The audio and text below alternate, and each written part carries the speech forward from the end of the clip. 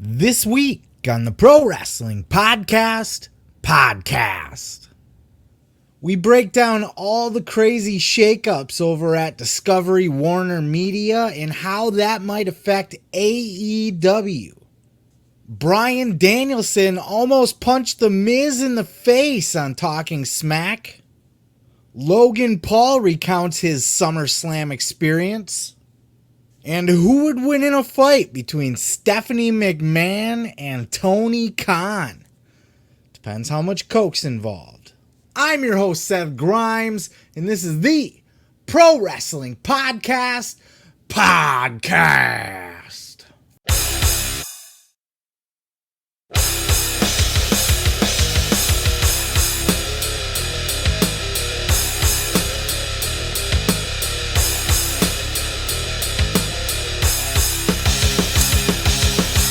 What the fuck is up, everybody? Welcome to another edition of the Pro Wrestling Podcast.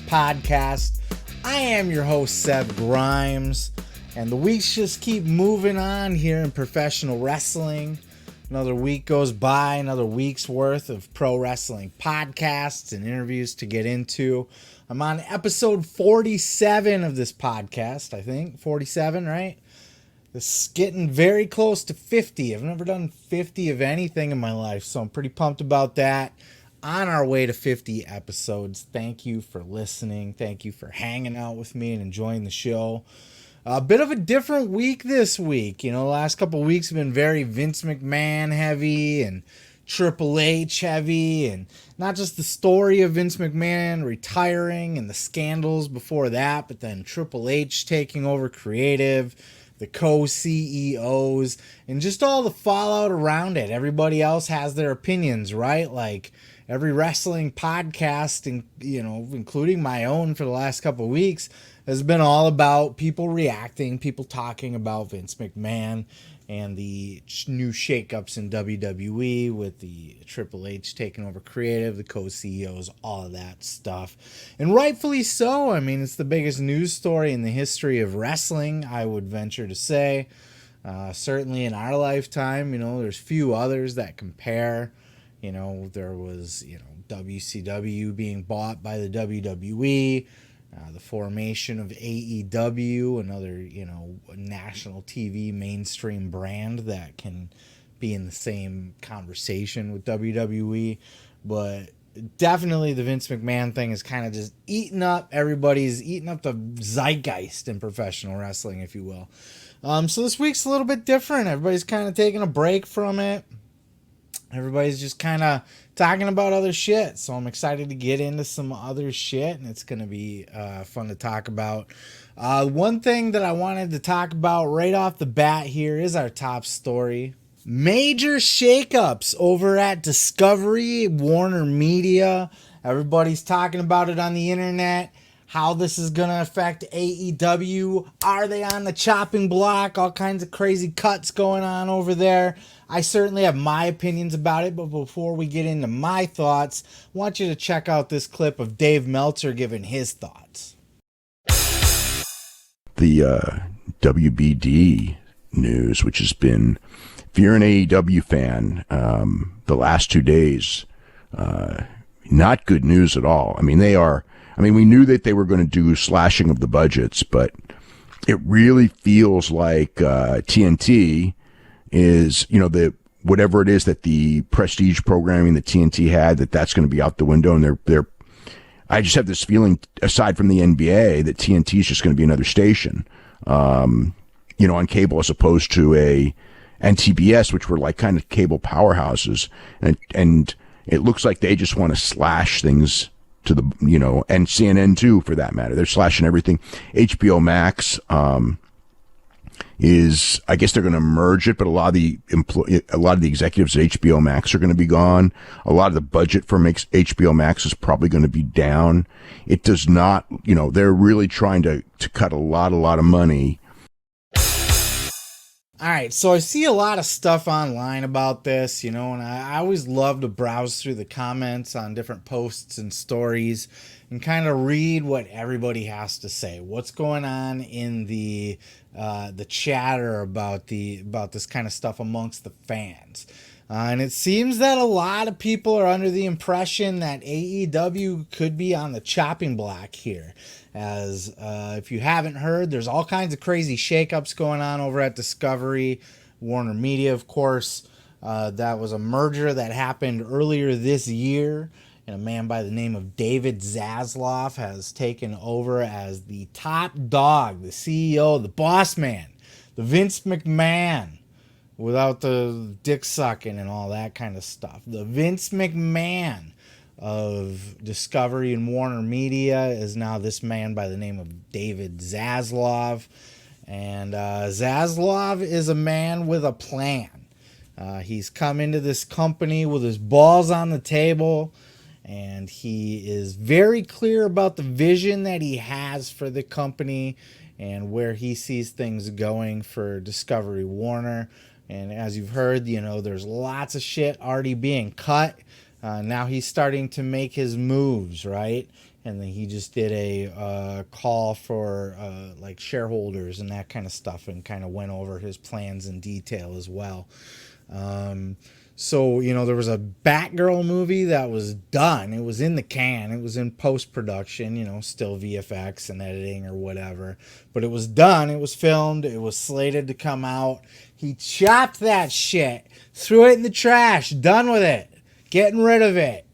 He got rid of the Scoob. There was a Scoob sequel, a couple other things. He's cutting a lot of the employees over at HBO Max, the streaming service. People are starting to become under the impression that HBO Max is failing. That's not the case. The plan is to actually merge Discovery Plus, which pretty sure nobody subscribes to, and everything that's on that, with HBO Max. So a lot of those positions within the company, within the streaming department specifically, are redundant. We don't need two of the same guy, one from the Warner side and one from the Discovery side, doing the same job. And of course, because Discovery is the parent company that bought Warner Media, guess what? It's the Warner people that have to go. So about 70% of those people are going to be packing their bags if they haven't already. And most likely there's more cuts to come, both corporately within the company itself and in the structure, and something that AEW needs to consider is that it's going to affect some of the shows and some of the products that are on the TV as of right now. So here's kind of, I'm gonna be a little bit all over the place on this because there's a lot to cover, but I'm gonna try to give it to you first with just the things that AEW needs to worry about, and then the things that are working in AEW's favor, and then I'll kind of give my final thoughts on this. Because like I said, I nerd out over this shit. This stuff gets me all horny and stuff. So, Blue Chew, no Blue Chew needed. Just give me some nerdy shit, and just corporations and the structure and who's buying what. Like Disney owning like Star Wars and Marvel and Pixar. I love that shit. So here's the situation that we find ourselves in. The bad things that AEW is going to need to worry about here is that this man, David Zaslav, is a man on a mission. This is a man with a vision, and he's not afraid to throw his balls on the table, like I said, and just make the hard decisions. This dude scrapped an entire movie. This movie Batgirl cost them about $70 million total, from the production and VFX and all that to paying the actors that are in it, all of that stuff. About $70 million, and however long it took, and all of the crew and assets going into that. He scrapped it. It's gone. He's not even going to sell it to like Netflix or something like that. He's not going to put it on the shelf to be just content on their network in a couple of years. Nothing. It's going away. He's throwing it away. It's done. Because he has a vision. This man is a boss in a company that desperately needs a boss. We'll say that for, Warner Media and everything that they had going on. They were very unorganized. And this man's coming in with the idea to completely gut and restructure everything in his own vision. So how this could affect AEW is in a couple ways. The person that is in charge of television over for Warner Media currently may not keep that job. Now, I don't know for sure. I couldn't really tell you, if he's on the chopping block or what they're going to do with that. But I do know that there's already been put in place one person for the scripted dramas and the kind of like TV shows and that kind of stuff, right? So HBO, for example, wasn't that they had like The Sopranos, right? So he would be like the guy that's in charge of Sopranos type shows. There will be another guy that's going to be put in charge of the non-scripted shows, which is where AEW would fall into place for. And so if this guy, and it's going to be condensed to a singular vision, so there won't be this guy doing this and this guy's going to do that. There will be one person heading up that whole department, and he's going to report directly to Zaslav, the boss man. And if anybody in that chain of Zaslav wakes up one day, just like Vince, gets a hair up his ass, wants to throw away the Raw script, this Zaslav guy has already proven that he can wake up one day and be like, you know what? Fuck AEW. I don't want it. It doesn't fit what I'm going for anymore. Let's get rid of it. So I think that's really, honestly, that's the biggest concern for AEW right now, that they're just going to fall into the same trap that WCW did, which is that the network didn't see it fitting what they wanted to do with the network going forward. And that was ultimately what happened to WCW, but there were other things that went into it. For example, they owned WCW, and they were the ones pissing away money on it. It was a money loser for them. It wasn't making them anything, and the ratings were steadily declining and all of that shit. So that's kind of what happened there, and that is a possibility that could happen again. You look at Rampage, for example, and it's slipping. Even Dynamite has trouble getting to that 1 million still. It'll get there and then it'll fall under it. It'll get there a little over and then it'll be a little under. So it has not stamped, 1 million as its bottom number yet, and that's could be conceived as a problem. And certainly with Rampage, the ratings are just taking a giant shit. And to be fair, it doesn't seem like they're putting much effort into Rampage at all. I'll say it like this. Those who have listened to my channel for a little bit might know that I was recently at the Blood and Guts show in Detroit. Well, Rampage and the Battle of the Belts is in my home city of Grand Rapids tonight as I record this. I should be there now. But it wasn't worth the $30 for the nosebleed ticket plus service fees, and then you got to drive there and pay for parking and shit. So easily would have cost me $50 to go there, but I don't got the single bucks, the $50 as a single dad here to piss away on a show that's just going to be meh.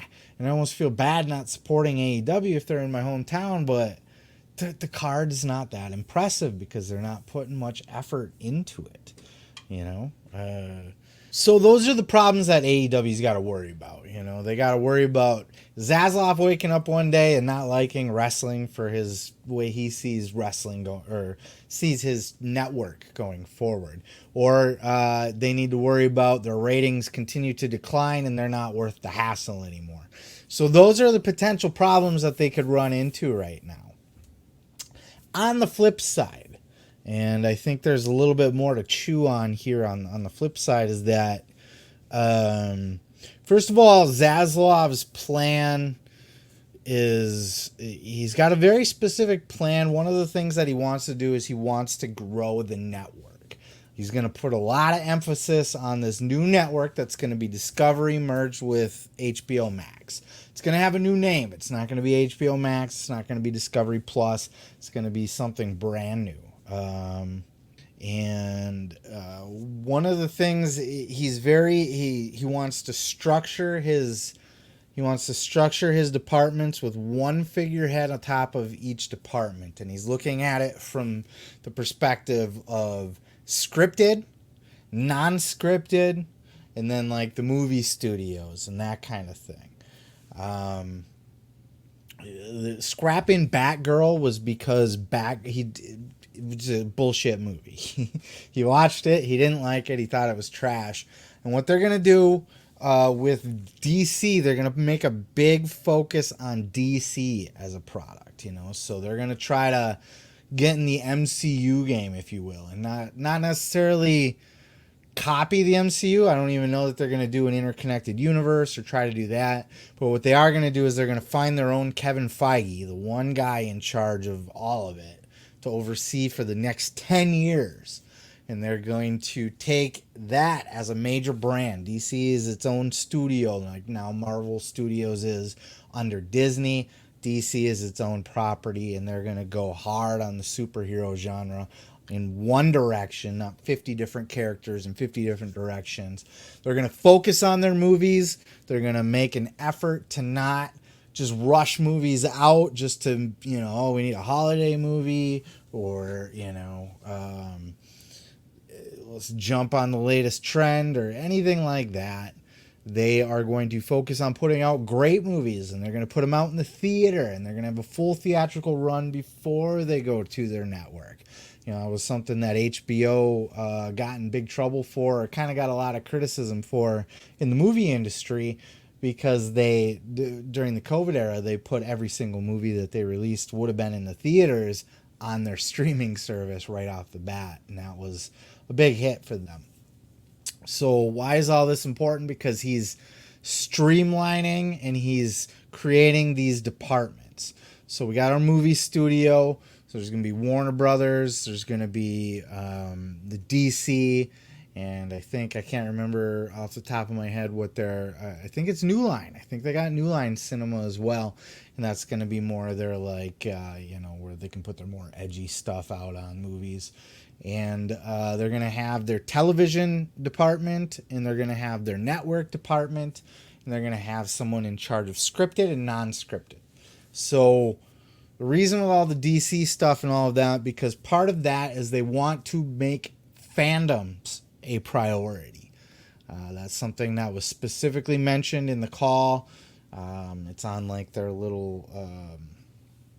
they put a little PowerPoint presentation together. They want to focus on fandoms. And that's not going to be just like DC and comic books, right? Because that's not the only fandom that they have. They also have the rights to the Harry Potter series. So there's a huge fandom there. But they really want to be a home of fandoms. That they specifically use that word, fandoms. And they want that to live on the network. Well, guess what AEW has? A giant, rabid fan base.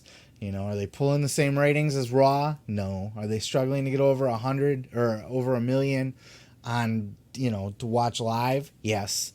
But they have a very rabid fan base that goes to their shows. They're loud, they're vocal, they interact on the online and stuff like that. There's lots of social media interaction, lots of YouTubes getting watched. All of that stuff, and that is a fandom. Another thing where I mentioned scripted and unscripted.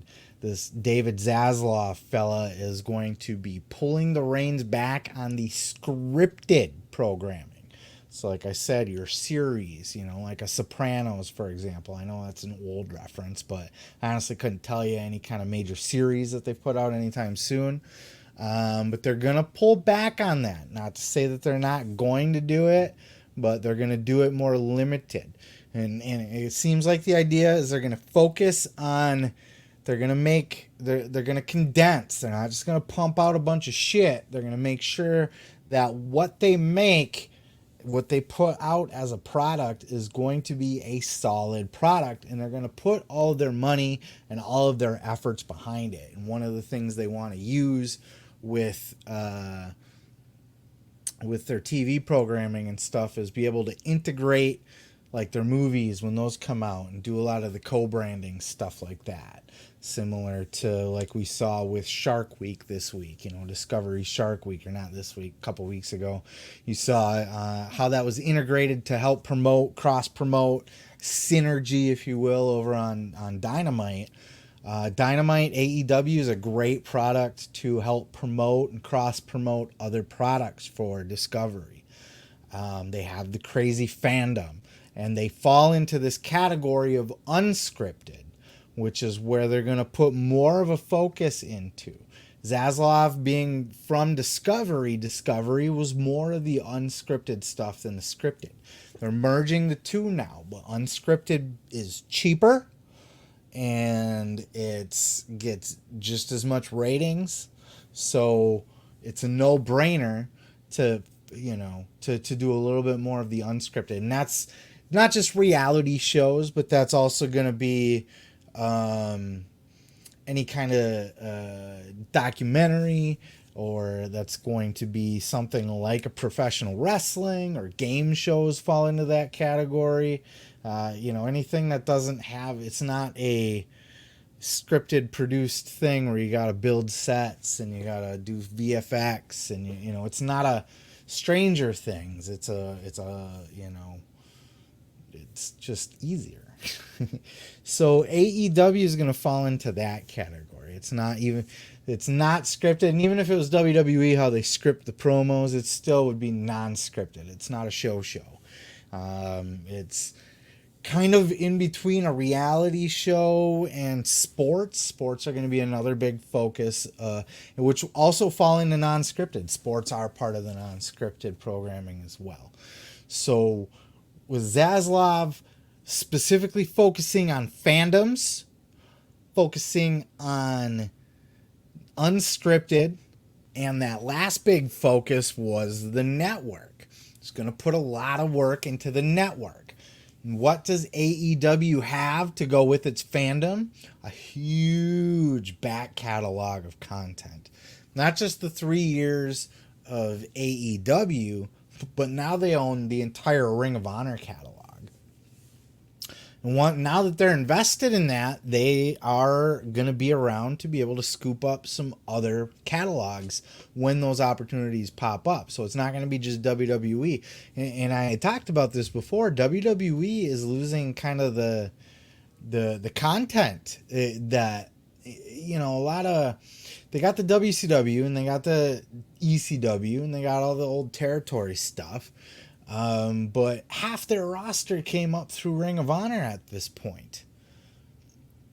And they don't, Ring of Honor or NXT, but not having the Ring of Honor catalog almost puts them behind. They almost they're not as current with the wrestling catalog, back catalog, as AEW might be with theirs.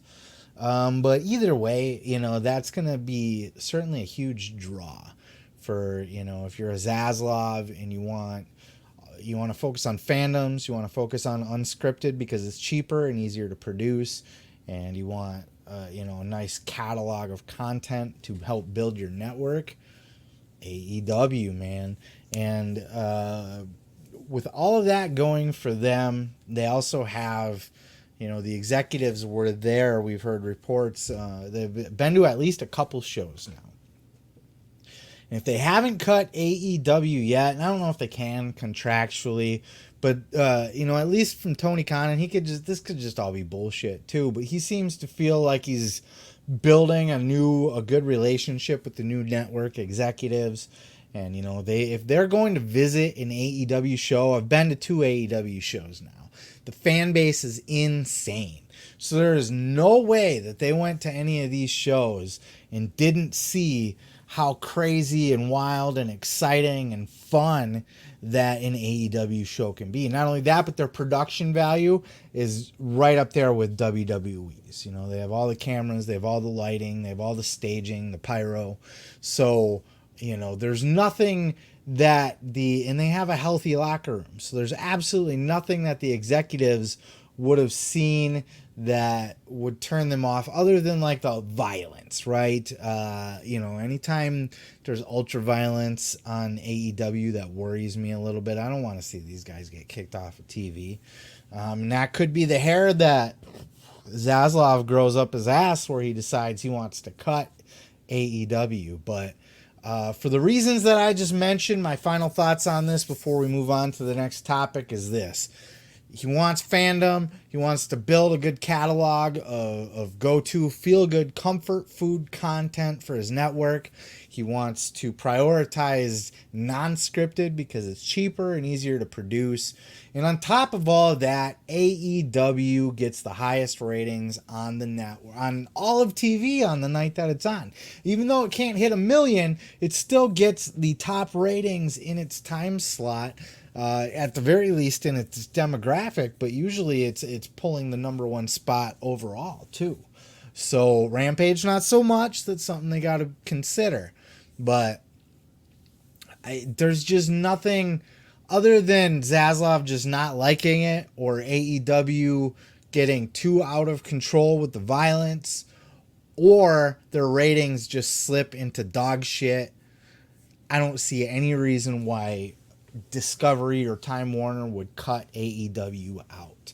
They are not on a warpath just scrapping everything and starting from scratch. They have a very direct plan on what they want to do, how they want their network to run, what kind of content they want on their network, and there's been zero indication that AEW is something that they wouldn't want. And in fact, everything that he has described from his own mouth of where he wants to take the network and the things he wants to do with the brand overall, I feel like AEW fits right in like a glove. So I think they're going to be just fine. And as a matter of fact, I'll even go farther to say is that I think they're going to get a bigger TV deal than they have now once 2024 comes up when those deals are ready to be reviewed again. And here's why. Because live TV is dying. And these networks want that content that's going to get them the number one spot on TV every week or almost every week, or at least in the demographic. AEW is cheap as fuck still. Compared to a scripted show, are you kidding me? AEW is so cheap. And I just see so many of these people on the internet who think they know, they get a little bit of information. Oh, Discovery's cutting all kinds of people. AEW better be worried. I think they just don't have a fucking clue. They hear things. They hear other people talk about things like Meltzer's clip earlier or something. And then they just take that and they think they know, AEW, there's no educated thought behind it. Now, am I an expert? No. Could Zaslav wake up one day and get a hair up his ass and say, I just don't like wrestling? Fuck it. Let's get rid of it. Absolutely. Absolutely. But I just, when you analyze it with all that information given and you really take a good look at it, there's just nothing to worry about here. And in fact, I think they're going to be really great partners for AEW. They might have more input. There seems to be like there's going to be more oversight, more micromanaging to a certain extent. I don't think they're going to start telling them what to book, but certainly if they have a problem with some of the violence, I think they won't be scared to speak up about that and things like that. So this is going to be fun to see. I could be completely wrong, and AEW could be in a lot of trouble right now. In 2024, they could be looking for a new home and end up going the way of TNA. But I just don't see it. I think people are just making a whole lot of something out of nothing is what they're doing. This is probably going to be a good thing for AEW in the long run because this guy knows what he wants and he has a plan, and AEW fits right in with that plan. The American Dragon, Bryan Danielson, was on the Sessions podcast with Renee Paquette this week.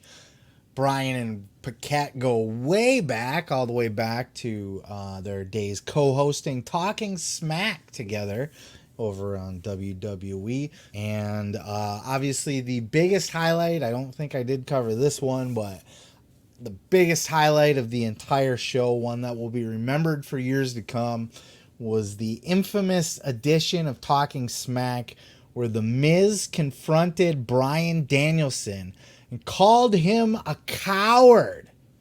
to his face. And this got ugly really quick and got heated really quick. And according to Bryan Danielson, he was this close to hitting The Miz. Check out this clip. We don't need to like harp on this, but what is like your recollection of that show and that moment when that was all going down with you and Mike? Miz was very frustrated. He was Intercontinental Champion and wasn't being on TV much. I was very frustrated that they weren't clearing me to wrestle, despite numerous doctors having cleared me to wrestle. And you know, I understand why, but that's a long story anyway. So just getting to the point of my frustration. So we came up with this thing, and the original plan that Mike and I had come up with was I was going to fucking deck him. We wanted to get under each other's skin so much that it was plausible that I would legit be angry enough to punch him. And so that was the intent. And the idea was either they're going to fire me or it's going to make people want to see the match so much that they're going to have to clear me to wrestle.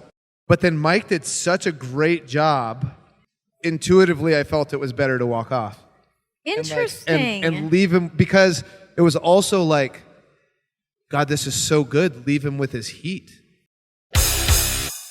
That was one of the greatest moments.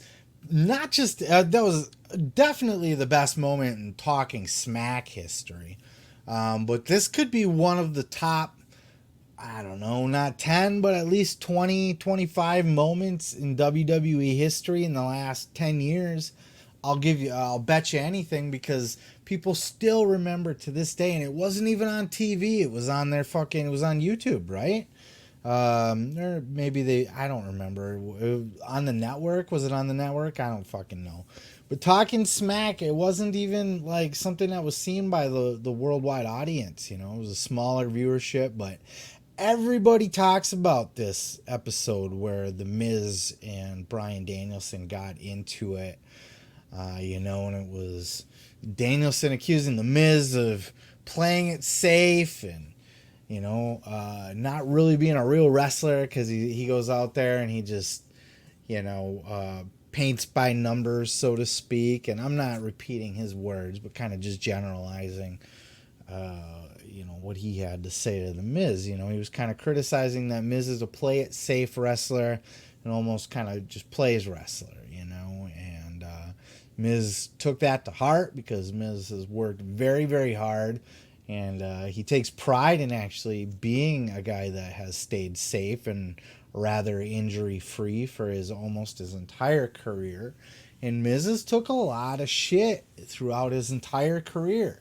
He's still, to this day, there are people that think of him as the Real World guy.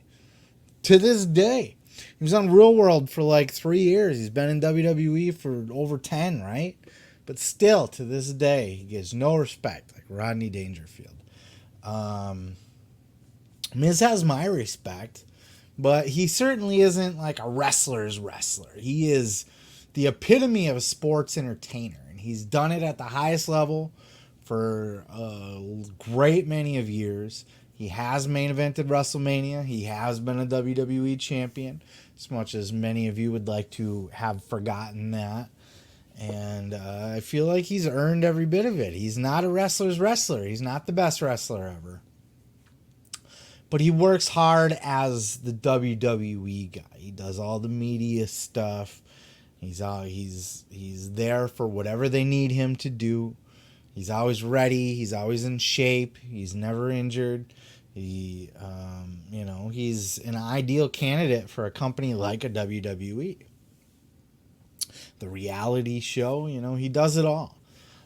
Bryan Danielson is a wrestler's wrestler. He is when you think of like a wrestler, you think of Bryan Danielson,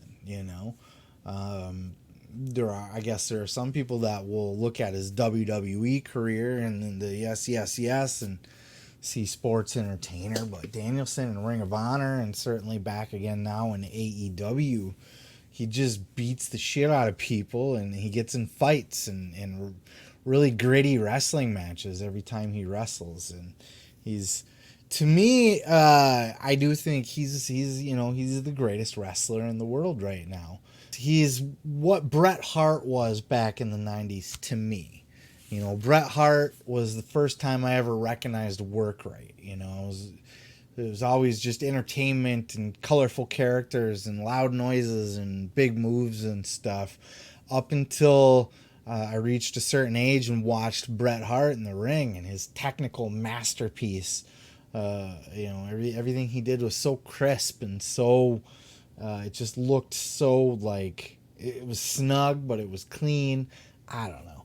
But Bryan Danielson, to this day, every time I watch him work, you know, it's like the epitome of what a wrestling move. You know, all of his moves are executed perfectly. You know, he's very technical, very smooth in the way that he's able to do everything.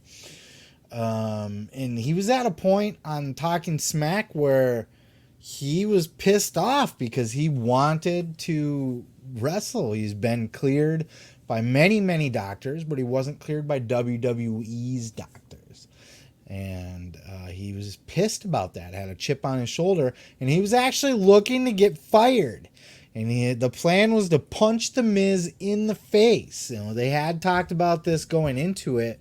They didn't like plan it out blow for blow, but they kind of planned to get into an altercation that ended in Danielson hitting The Miz, to where they would need to either fire him or force him to force themselves into a position where they had to book the match between The Miz and Danielson.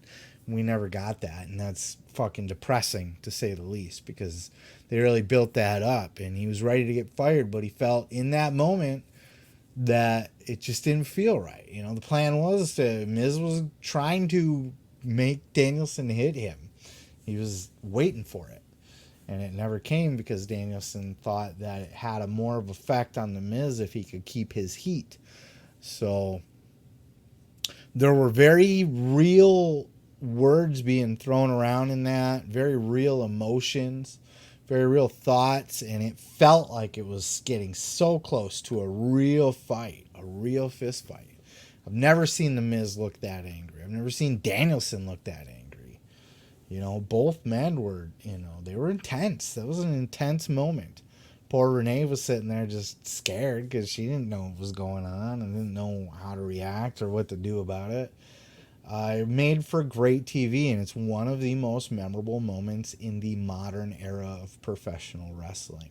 Certainly, I just don't think anybody can argue that. You know, that's something that'll, I think, 10 years from now will still be remembered as a moment. And it, you know, all's well that ends well. I guess Danielson's back wrestling now. The Miz is still on top of his game, working with huge celebrities. And, you know, both men, it worked out. But I really would have loved to see that match. But certainly, if you have not seen that segment from Talking Smack, it should be on YouTube. And I'll try to link it down in the description if you're watching the clip or on one of the end cards here or something like that. But enough of that. On to the next. Logan Paul was talking about his SummerSlam experience on his podcast Impulsive this week. Logan was hanging out on the show, sitting around shooting the shit with his buddies, talking about the wrestling event this past weekend, and Logan got into some of the details on his thoughts about his SummerSlam experience. Check out this clip. I'm amused by watching me do the WWE. I cannot believe it's me. Do you understand what I'm saying? I can't believe, and I watched it live. Dog, I'm me. And when I watch it, I go, oh, that guy's doing pretty good. I black out during it. I just focus on just like the move. I go on some, I mean, everyone says it, right? There's like the game time performer and then the person, and vastly different. So when I watch, I don't know. Did you black out? Not black out. Well, sort of, honestly. Like, did it go like this, and you're like, what the fuck? How did I do all that? Like, 100%. Yeah. I go back in the locker room, and that 30 minutes of my life is just gone. And then I look at the replays with my jaw drop. And I have to give a thank you to so many people, because yesterday, SummerSlam 2022 in Nashville, to a 50,000 person Nissan Stadium, was incredible. These are moments that I will remember for the rest of my life. But I thought Logan Paul did great at SummerSlam. You know, there's going to be him being green. There's going to be things that he's going to need to work on, but The athleticism's there. There's no doubt about that. He can physically do the in-ring stuff, and he can do it at a high level. And he has the psychology down to a certain extent. That's going to take a lot. It's going to take years of work. He'll never fully be there, you know. There'll always be holes in his psychology game. But he's also, you know, he's got the facials and the selling and the reactions. And, you know, now it's just going to come down to pacing and psychology. And those are only things that he's going to get over time and experience and working with a lot of greats. As far as we're aware, his whole feud with The Miz is done by now. It'll be interesting to see who he ends up working with going forward, as he is signed for multiple matches. I had this take before for back in the past on a previous episode talking about Logan Paul. I think it was for after his WrestleMania match, where I feel like if Paul really does want to do this more full-time, he'll never be full-time because he's got other shit that he does, you know. He's quite the entrepreneur. He's got a lot of other things going on. But he's very serious about wrestling. He takes it serious. He has a love for it. He grew up on it. He enjoys doing it. And he sees himself as that mogul. He's inspired by The Rock.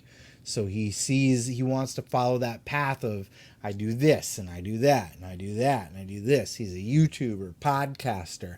He's got his fucking little fruit juice brand that he's got going on, his vitamin water or whatever the fuck he's got. And he's got professional wrestling amongst other things that they're doing. So the man, you know, has a plan for himself, and wrestling's a part of it.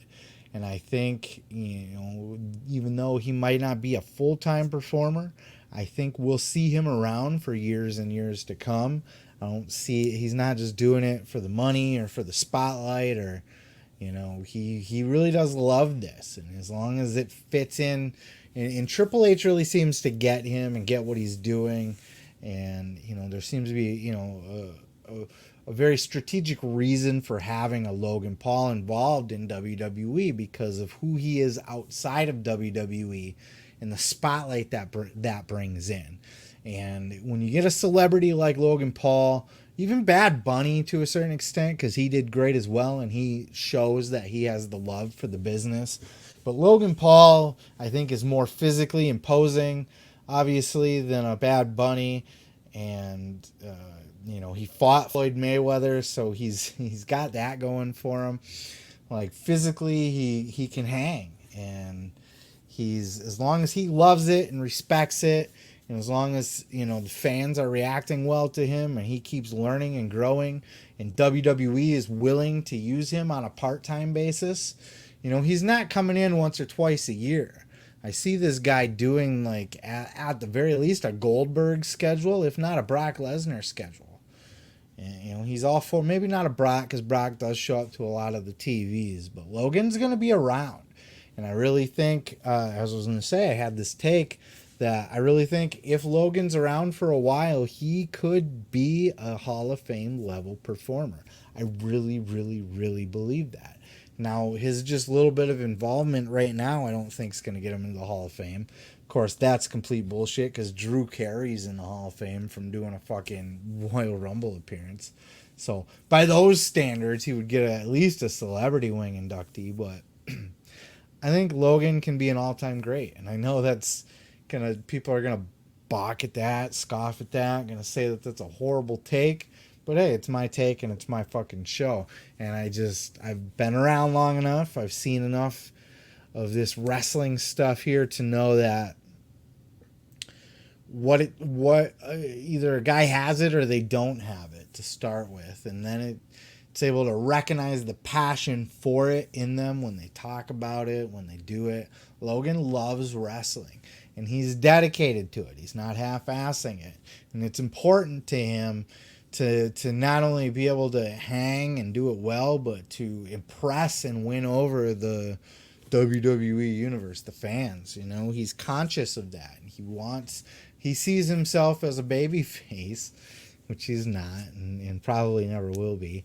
But so far, I mean, he got cheered against The Miz, but I mean, how hard is that, really, to make the Miz the guy that gets booed in the, fuck. Logan Paul is going to do a lot of great things as long as he sticks around, and I really, truly believe that, and it'll be fun to see him going forward. I'm excited for his career. Speaking of Logan Paul, Triple H, the game, was on the Impulsive podcast this week. And he sat down with Logan and his homeboys and did a long form interview, the full almost hour of the show. Stephanie McMahon was in the building. She wasn't on the, on the set or part of the interview, but they did pan the camera to her a couple times, sitting off to the side watching it, along with Nick Khan. Apparently Nick Khan was there too. And interesting to see how invested, we have the CEOs and we have the head of creative and talent relations all there to see Logan's show. And of course they could just have been there, to show their support for Triple H. But I think they were there just as much to hang out with Logan, invest in Logan Paul as, not just a performer, but, to support what he does outside of it and get a better idea and better feel for what he's doing outside of wrestling. And I always love, it's the same thing with Pat McAfee's show, right? It's always interesting to see guys that are in wrestling, and like when McAfee had Vince on, it's like, okay, Vince is your boss over there at WWE, but now Vince is on your show, so Vince ain't your boss on this show. So it's interesting to see that dynamic. And same thing with Impulsive, right? Like Triple H and Steph and Nick Khan are all there, but this is Logan's show and Logan's conversation, and him and Triple H had a good conversation. And Logan, in this clip here, Logan had brought up how that he feels, everybody's a big attitude era mark, right? And he talks about how when he liked wrestling, it was edgier and people were going hard on each other and that kind of stuff, more hardcore stuff. And that he thinks that something like that would be a big draw to bring people back into wrestling. And he was talking with Triple H about that. And here's what Triple H had to say about that whole thing. Check out this clip. Lore of professional wrestling is the hardcore nature of it, right? Like, you got guys in there who don't give a fuck, right? They're showmen. They'll put their bodies on the line. They'll, hit people with objects and go crazy. But, now you do have to work around those parameters a little bit more. You do, but like, I often think that, so a lot of times that stuff is overblown. It's the story, right? Like, if you watch a movie, and I always equate what we do to movies, right? To me, if you watch a movie and it's just a slasher film, it's fun, but it's not going to stick with you forever. It's just blood and guts, and it's slashing, and everything's just like who can do the more violent kill or the crazier kill or whatever that is, right? Then what's the most ridiculous way somebody can die in this movie and have their guts come out and an eye pop out of their head or whatever that is, right? It doesn't stick with you. It's not memorable. It's the stories. Even in that era, we did a lot of crazy stuff that was mind-blowing and was shock television. But the reason it lasted was not because of the shock television. That's maybe what made you go, what was that? But what kept you there was the emotion and the storytelling. I think they're both right in different ways. Triple H is right that it is about the stories. And I think that's something we're seeing with AEW currently, because I feel like AEW puts on the better wrestling show. They're a wrestling match. They always have great wrestling matches. You can't be a fan of wrestling matches and say that AEW has a shitty show. You just can't. They put on great action-packed wrestling matches.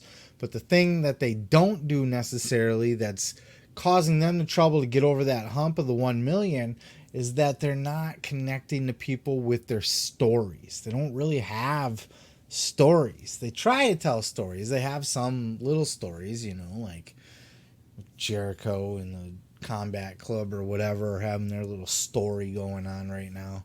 But there's nothing, it's not like the Festival of Friendship that he did. And so, over in WWE with Kevin Owens, that was a story that drew people in.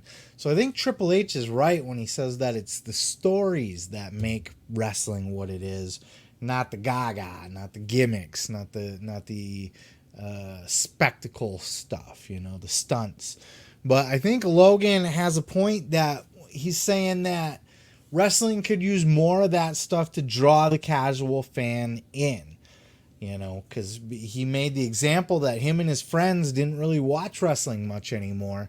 And since Logan's been involved, it's brought him back in, and he's been able to bring his friends into watching wrestling, and now they're all hooked on it. Now they all love wrestling.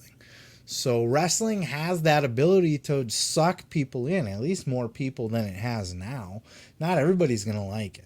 You know, I can't tell you how many times, even just here on this YouTube channel, I get people that'll comment like, oh, it's that fake wrestling shit. Like, we're still there. We're still there where the criticism of wrestling is that it's fake. Really? Like, there's so many people out there that still sit back and they think that wrestling fans believe that wrestling is real and watch it because we think we're watching real fights. And these guys are the assholes that are going to break the reality to us like, you know, that shit's fake, right? It's all a bunch of fake shit. Come on, man. Come on. Get a clue. Get a clue. So it's a mix of the both. I think you need the bigger stunts, and you need things that will, and it doesn't mean that they got to go edgy. I still think, you know, remember when news broke that they were going TV 14 and then they kind of pulled back on it?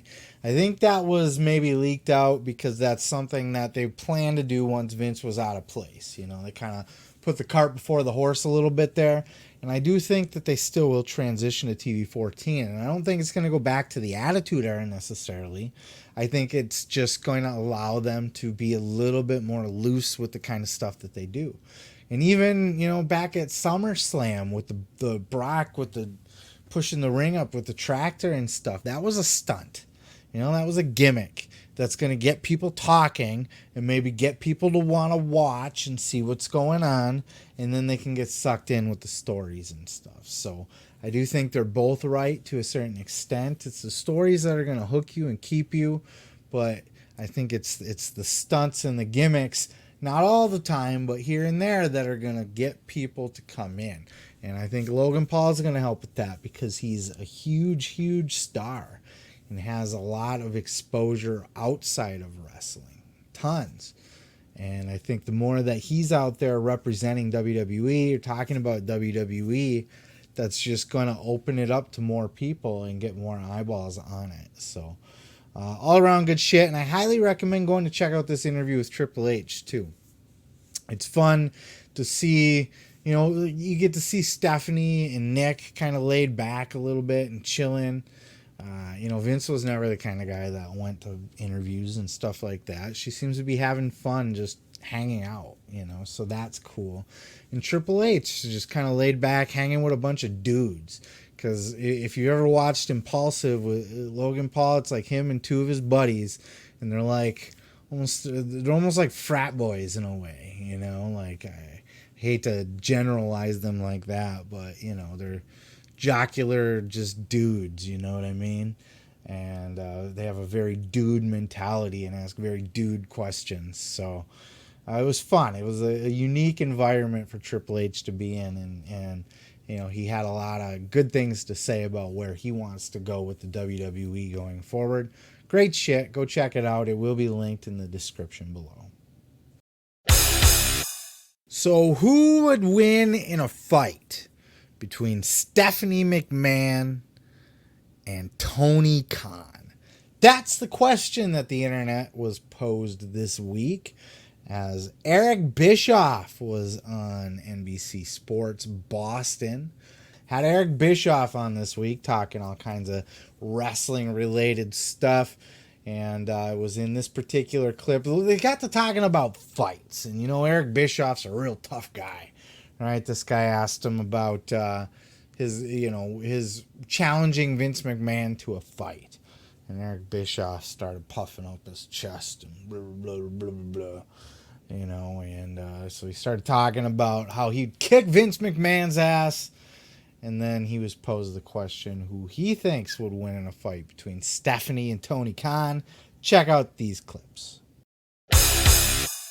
If that happened, obviously you would still be talking about it today, being like, man, that time you knocked out Vince McMahon, like it would be in everybody's topic of conversation, the top 10 things, the craziest things that's ever happened in wrestling, the two owners fighting. That'd be like, I guess now, like Stephanie McMahon and maybe Tony Khan fighting, or Nick Khan. Oh my Nick God, Khan. Stephanie McMahon would kill Tony Khan. Really? Are you? Oh, come on. I'm just curious. Have you stood next to Tony Khan? Stronger, bigger, and hey, I've been slapped by Stephanie McMahon on television, which is supposed to be what they call a working slap. She don't know how to work, at least not a slap. I mean, that girl could hurt you. She would kill Tony Khan. Kill him. But hey, he's not wrong about Stephanie and Tony Khan. I mean, you got to admit, there's not one person listening to this, it doesn't matter, man, woman, whatever. There ain't anybody that's listening to this that's going to say that Tony Khan, his little scrawny ass, could beat up Stephanie McMahon. Stephanie, everybody says how sweet she is and kind and easy to talk to and get along with and so much nicer than Vince. She still has a lot of that Vince in her. She has a mean streak, and she is not somebody you want to get on the bad side of.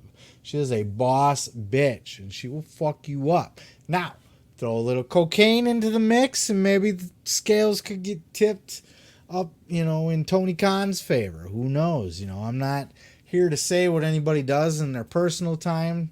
That's, to each his own, and I'm not going to recklessly speculate on that, but I am saying that if you were to add a pile of cocaine to the mix, that might spice things up a little bit, and we could see a different outcome. It might be at least a closer fight, right? But yeah, as much as I hate Eric Bischoff, and I hate to give him attention for a lot of the stupid shit that comes out of his mouth that's clearly designed to just get attention, this one was funny, and this one caught my attention, so I wanted to share it with you. The fight, Stephanie McMahon versus Tony Khan. It's such a great visual, and we all know Steph would just whoop his fucking ass. Dave Meltzer, good old Uncle Dave, was on Talk Is Jericho this week, talking with Jericho about the future of the wrestling business in a post-Vince McMahon era. Check out this clip. They're both going to determine the future of the industry. I mean, when you look at, they signed this guy, or this guy had a 5-star match or whatever, or you're just kicking ass and your pay-per-views are going way, way up. I mean, that's all great stuff. But the big picture is that television deal, and who buys that, and Tony's in it for the long haul, and I think people underestimate Tony. I mean, as far as what he's done to build a company to be this competitive, this fast, it's really unreal. I know a lot of people are like, oh, okay, Triple H is in charge, so now all those guys would go back, or guys would come back. Like, to me, the secret why WWE worked was Vince. Vince is a guy that was a genius amongst all of the geniuses, and now he's gone from WWE. Now you have Triple H, you have Stephanie, you have Khan, but Vince is gone. So there will be a lot of pros to him being gone, if you want to call him that, but there's going to be a lot of cons as well, no pun intended. It'd be interesting to see in the long run. Yeah, it really is all up in the air, Tony Khan is a player in this game. He's not a fly-by-night. This isn't a flash in the pan. I think we're going to see Tony Khan last a long, long fucking time in this business. As long as he's able to at least maintain what he's got, he'll always be a viable number 2. They got a long road to go before they can top WWE, and they probably never will. But certainly I see them lasting longer than even a WCW did. I really do think that AEW, they get a good TV partner. They're able to maintain a high level of production value and talent on their roster. I think they're going to be able to hang in the fight. And it'll be interesting to see with Triple H and Stephanie McMahon and Nick Khan now in charge of WWE. It's all up in the air for them too. I don't think that machine, the machine's going to keep going. The wheels aren't going to fall off of that machine, but, are they missing some of the genius that that Vince McMahon had. Those are giant shoes to fill. And even though they got 3 people in the role that Vince would have had, minus the talent relations, but creative and all that shit,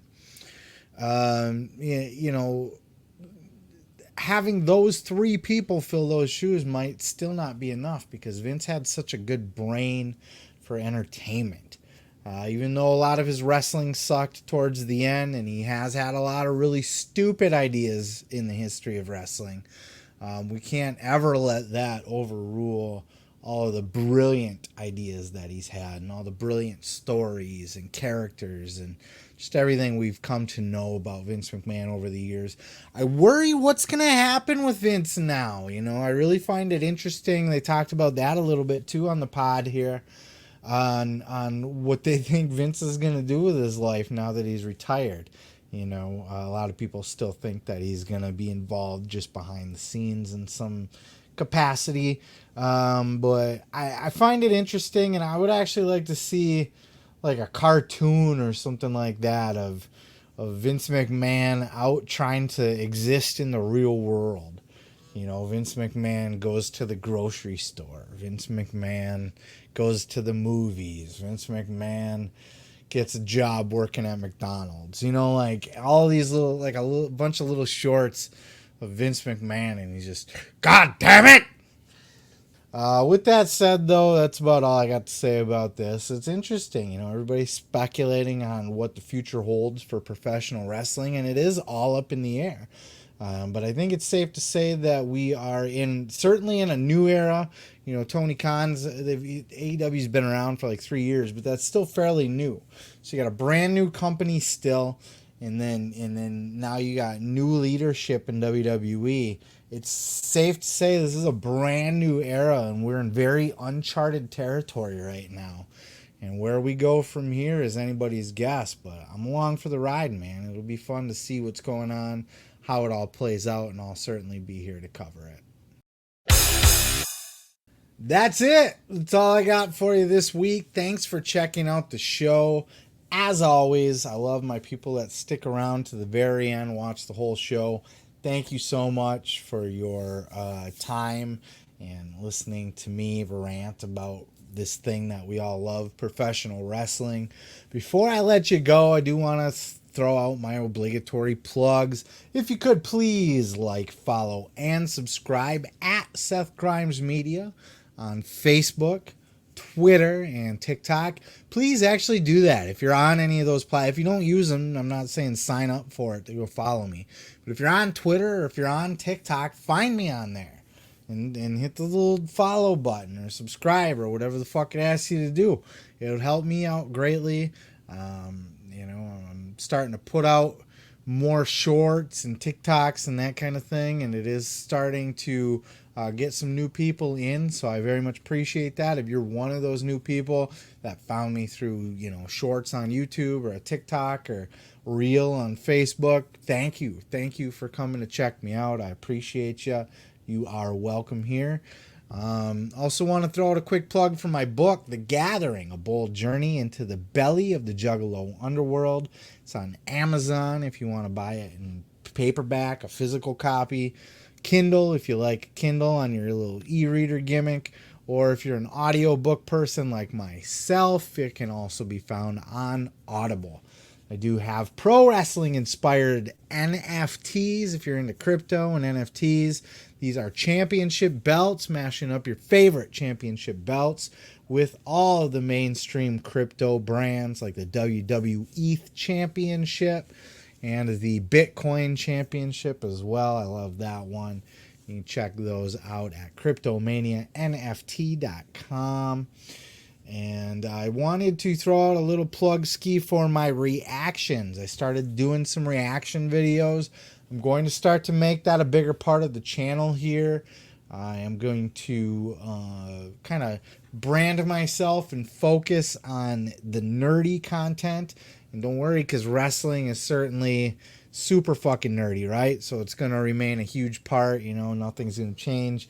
I'm going to keep doing what I'm doing and doing more, but I'm going to incorporate some of my other stuff that I love too in the nerdy world, such as like comic book movies and, horror movies and all that other shit. So a lot of fun stuff coming. Go check out some of those. The wrestling related reactions I will post into the Pro Wrestling Podcast playlist. So anything wrestling related that I do at all, regardless of where it falls on my channel, under reviews or whatever the fuck I'm doing, reactions. If it's wrestling related, you can find it right in the playlist there as well for the Pro Wrestling Podcast. And with all of that said, thank you for checking me out.